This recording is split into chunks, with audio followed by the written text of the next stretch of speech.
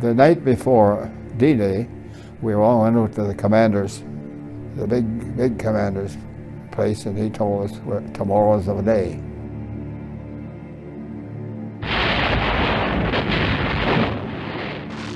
It was a very serious moment. It's something that we had been waiting for years, and now is our chance, eh? It had to be a success. We had to get onto the continent to end the war.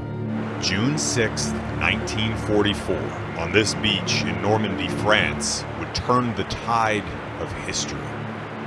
Operation Overlord, or D-Day as it's now better known, was the largest seaborne invasion ever attempted. The mission to break through Adolf Hitler's fortress Europe using 50,000 vehicles, 11,000 aircraft, 5,000 ships, and 150,000 Allied troops. Of those, 14,000 were Canadian, all of them volunteers. World War II was really an attack on evil. I mean, absolutely 100. Morally, that's why it was a success. People were prepared to make the sacrifice. In those days, if some people say that, oh, they're not afraid of this, they're just lying, because you are afraid, because you're more or less living from day to day, because you don't know what's going to happen. I honestly would think twice about joining up if I knew that we were going to get in that kind of battles. Despite the invasion's unprecedented size and scope, victory was far from certain. It was estimated by some planners that they could suffer as high as 75% losses in making their attack. And that really puts this in perspective. Could you imagine today if a Canadian Army commander said, we're going to be doing this mission and we expect to have 75% casualties? I mean, it's a totally different time. It was total war.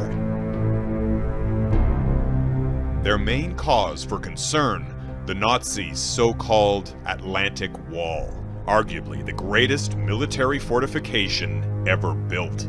Pieces of Hitler's Atlantic Wall still dot the beaches of Normandy. 75 years ago, this wall contained millions of mines, machine guns, and bunkers stretching more than 5,000 kilometers from France to Norway.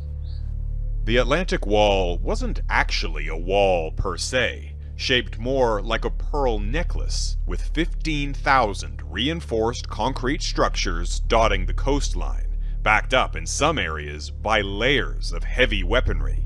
Built in less than 3 years, mostly with forced labor, 1.2 million tons of steel and 17 million cubic meters of concrete. That's enough to build more than 400 CN towers.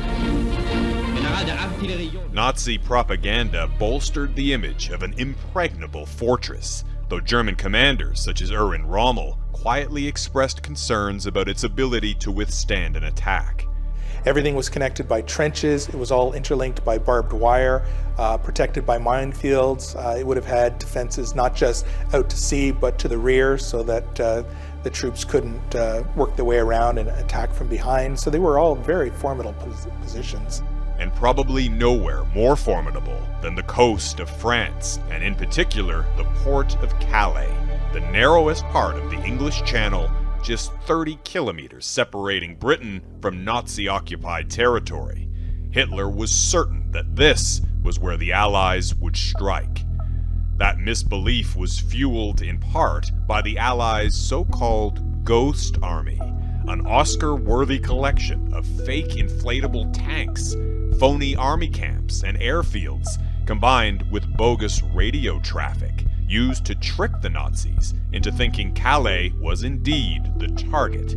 The Phantom Army, this spoof, was so successful that the Germans kept their entire army in the Pas-de-Calais region until late June, early July, because they still expected that the main invasion was going to be there.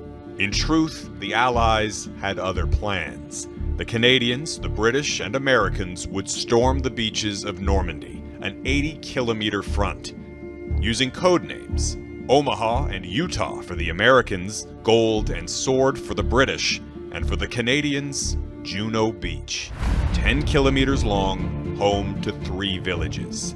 Not quite as well protected as Calais, but a longer journey on choppy seas. The worst weather in 20 years forced the Allies to delay the attack for days. I was seasick.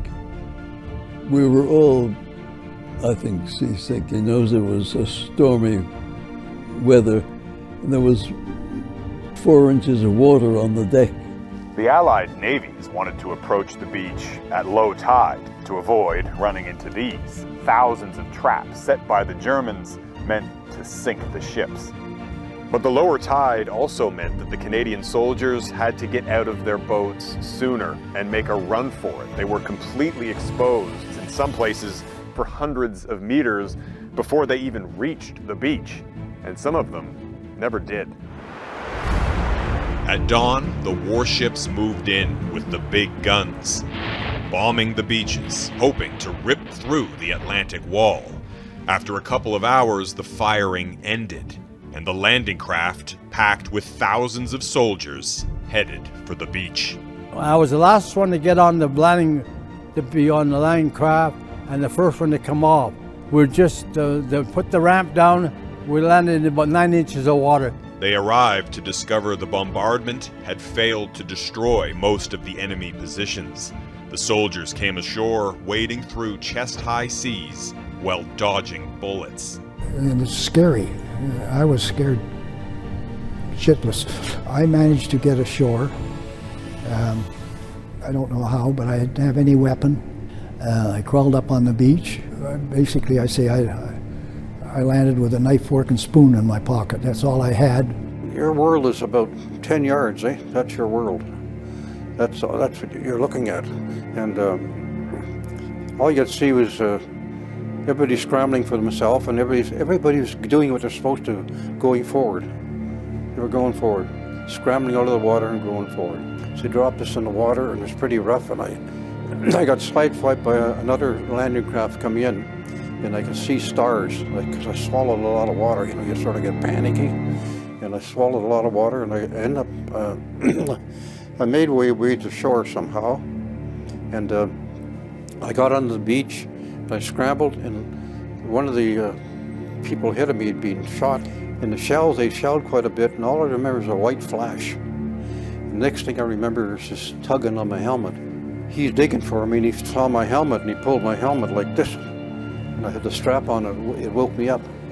And there was so much firing going on, and the Navy, and there were ships to the horizon, you know, and you thought, nothing could stop this. And he was right. In a matter of hours, the mighty Atlantic Wall was breached. Though the Allies had fallen short of their stated goals, only one Allied unit reached its objective that day. The Canadian 1st Hussars Regiment from London, Ontario, made it 15 kilometers in from the beach. We were fortunate in that we were late landing because of the storm. And so when we did land, we were supposed to land, I think it was 3 hours sooner than this. So the beaches were pretty clear. Most of the fighting had gone off on the beaches, and the poor infantry people had taken quite a beating.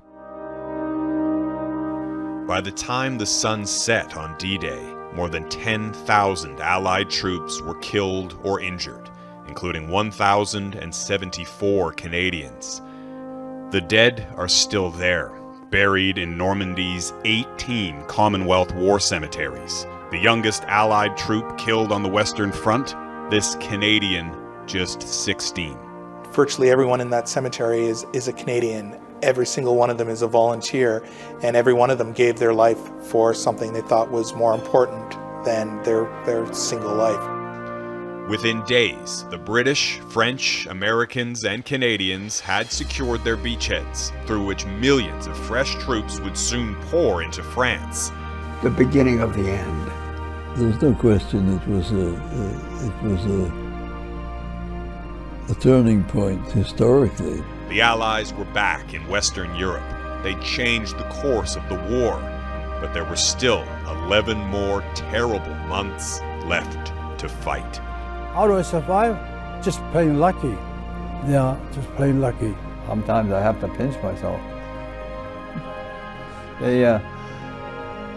Sometimes I wonder why I'm still here. So we came home and the war was over and we forgot about it. Until you go back and get received like heroes. The president gave us all the Legion of Honor. And you think, my goodness, what did I do for that? But you start to appreciate how much they appreciated what we did. To have school kids come up and ask for your autograph is quite a moving thing. I'm glad I did it, very much so, especially as I survived.